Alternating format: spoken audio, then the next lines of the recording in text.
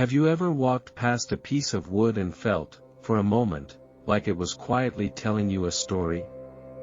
Not just a table or a shelf, but a presence, something that looks like it could breathe, shift, and age right alongside you. Today, we're asking a different question. What if we design furniture so that wood doesn't just sit there, but seems to live?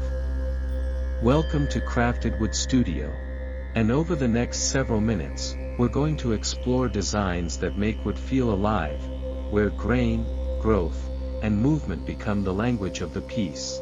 The philosophy, why living wood matters. First, let's unpack the idea. Calling wood a living material isn't just poetic. It's an acknowledgement of origin, movement, and change. Trees grow, respond to sunlight and stress, and record that life in every ring and fiber. When we bring that material into our homes, those marks carry meaning. Designing with that in mind shifts our decisions, from what to cut away, to what to celebrate. Instead of forcing wood into a uniform box, we orient our designs to its natural tendencies. We leave voice lines visible. We allow for movement. We craft details that accept, and sometimes even invite, change. The result is furniture that feels honest, warm, and, yes, alive.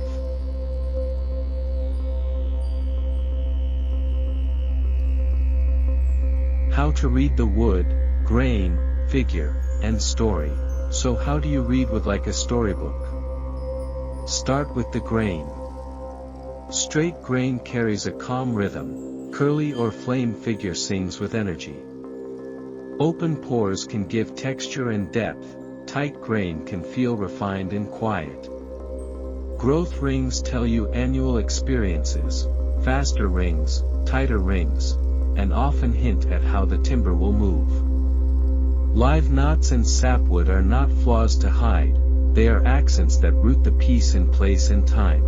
When you look at a slab, imagine the tree's life, the lean it had, the wind it faced. Let that imagination guide where you cut and how you orient the piece in a room. Position a cathedral grain vertically to lead the eye upward, or place a flowing fiddleback across a tabletop for motion that draws people in. Live edge, preserving nature's silhouette. One of the most direct ways to let wood feel alive is to keep its live edge. Live edge furniture preserves the outer shape of the log, the bark curve, the small ridges, the scallops, that tell the story of the tree's perimeter. But live edge isn't just aesthetic theater. It challenges us to design around irregularity. How do you create balance with an asymmetric top?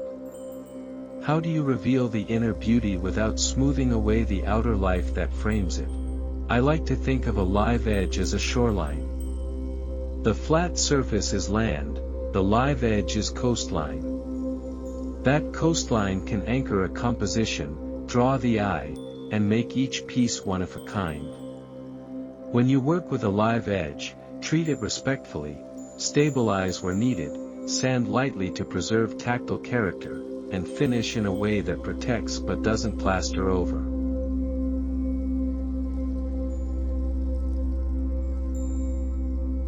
Joinery that respects movement. If wood is alive, it moves. Seasonal humidity swings can cause a tabletop to cup, a drawer face to bind, or a board to separate. The secret is less about stopping movement and more about accommodating it. Floating panels, through tenons, sliding dovetails, and anchored but free-floating tabletops are simple ways to allow wood to breathe. For example, a tabletop fastened with figure-8 clips or brass slotted fasteners can expand and contract without splitting the rails. Mortise and tenon joints, when allowed a little wiggle room, remain strong yet forgiving. And sometimes the best solution is visible, stainless steel fasteners that contrast with the timber, making function a part of the story. Designing joints that accept motion keeps pieces durable and visually honest. Finishes that let wood breathe. Finishes are the wardrobe for our living pieces. They protect, highlight, and sometimes restrict. The trick is to choose finishes that enhance depth without suffocating wood's natural tendencies.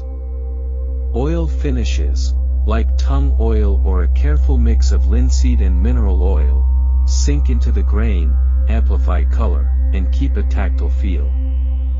Shellac gives quick build and warm glow but can be sensitive to heat. Modern catalyzed finishes offer robustness but can form a hard shell that limits breathability.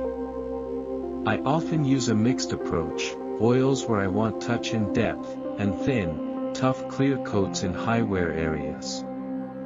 For live-edge surfaces with raw bark, a light spray of penetrating stabilizer before an oil finish keeps fragile bark from crumbling while retaining texture.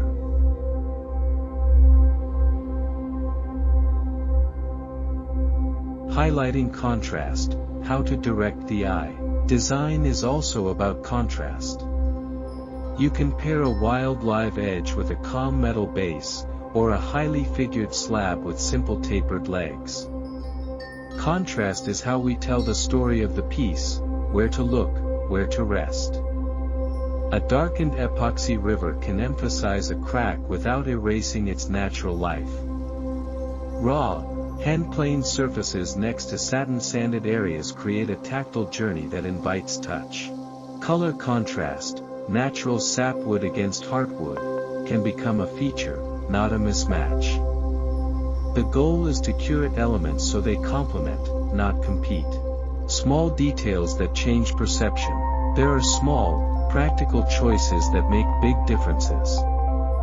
Chamfer a corner just slightly instead of rounding it fully to keep a crispness that still feels handwork. Use hand-sawn joinery marks as a signature so the piece reads as human-made, not machine-perfect. Consider negative space. Gaps and voids can breathe life into a design. And don't hide imperfections, celebrate them with inlay, butterfly keys, or live resin fills that preserve the narrative while adding beauty.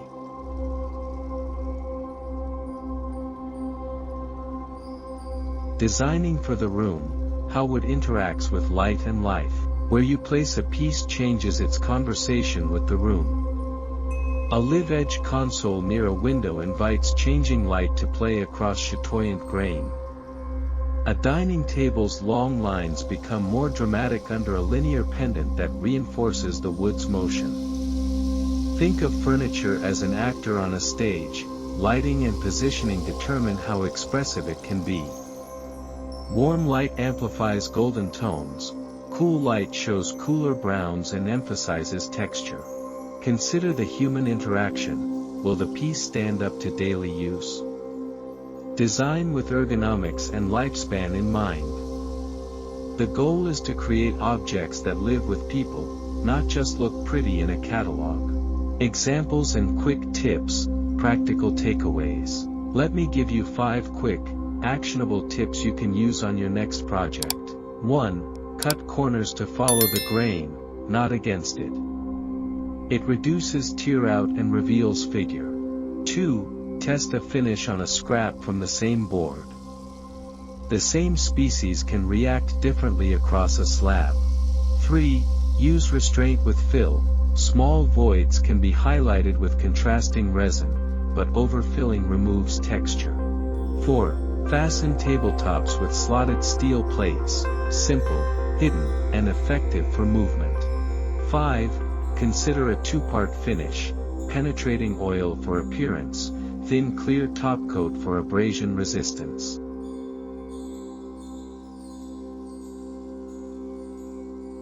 Putting it together, from concept to completed piece. When you plan a piece that feels alive, start at the slab. Let the wood guide the silhouette. Sketch with the grain in mind. Choose joinery that allows motion. Highlight unique features rather than hiding them. As you assemble, stop and ask, is this piece speaking its truth? If a knot tells a story, does the design let that story be heard?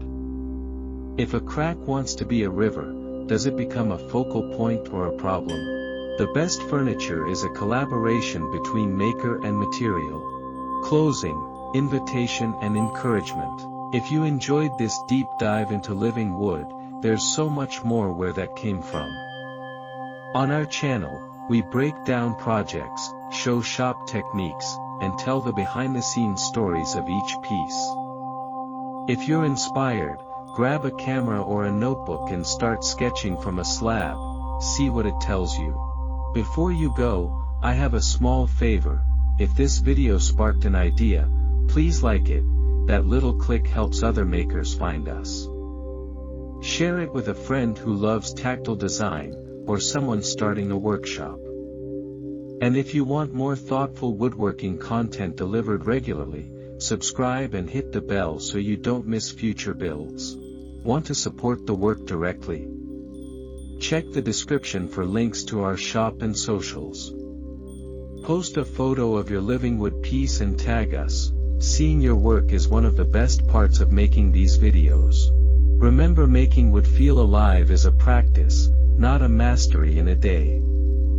Start small, be curious, and let the material teach you. Every mark you leave is part of a conversation with the tree. Thanks for watching Crafted Wood Studio. I'll see you at the bench.